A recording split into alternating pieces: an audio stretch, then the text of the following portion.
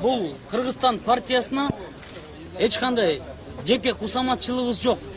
Бирок мыйзам баарына бирдей болсун деп чыктык. Бирдей болсун. Олигархпы, акчаң көппү, акчаң азбы, ушундай бирдей болсун деп.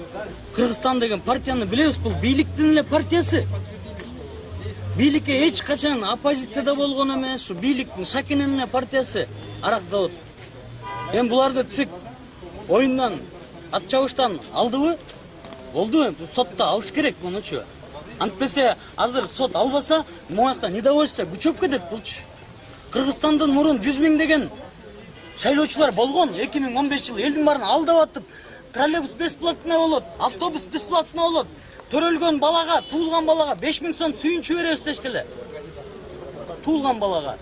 Эми элдин баарын гана обещать этпеген партияда. Эми ушул партия кайра эле келип атат. Эми бул партияны ЦИК алып салдыбы? Ошол ойдон алып салыш керек. Алып салыш керек. Биз ушу акыйкат деп чыкты, могу балдардын баарына эфир тыйын төлөнбөй эле чыкты. Бүт баары мына мурдакы заман эмес, азыр акча берип тигил Лев Толстойдон биржадан алып келчү заман эмес. Мына азыр Фейсбуктан айттың, Инстаграмдан айттың, ушундай адилеттүүлүк деп чогулуп атат. Мунун баарын сот учитывать этиш керек. Бардыгын. Азыр ушул президенттин бир эмеси турат, мисалы. Таза шайлоо өткөрсө, тарыхта калат. Кыргызстан партиясынын түшүндүрмөсү кандай болду? Мындайда бул технический ошибка. Барлыгы эле билебиз. Адам мындай как споткнулся, анда бир чоң бир саясат кылбаш керек. Мен ойлойм, булай болсо сот чечими туура болот. Биздин партия чоң партия. Өзүңүздөр билгендей, бул Кыргызстан партиясы мына караганда канча бир 100дөн көп адамдардын 100 миңден көп адамдар көрмөндөр бар. Ушунун баарын укугун кеп кантип басып турабыз, болбойт. Техникалык ката кеткени үчүн дагы кайсы бир жоопкерчилик тартууга ал партиянын ичинде ал эме.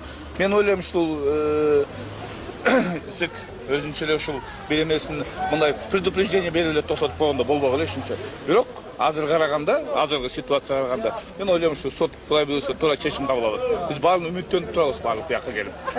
Мен боюмча, биздин суд кулай калса, туура чечим кабыл алат. Кыргызстан обязательно шайлоого катышат. Анан калса шайлоого катышып туруп да жеңишке жетет.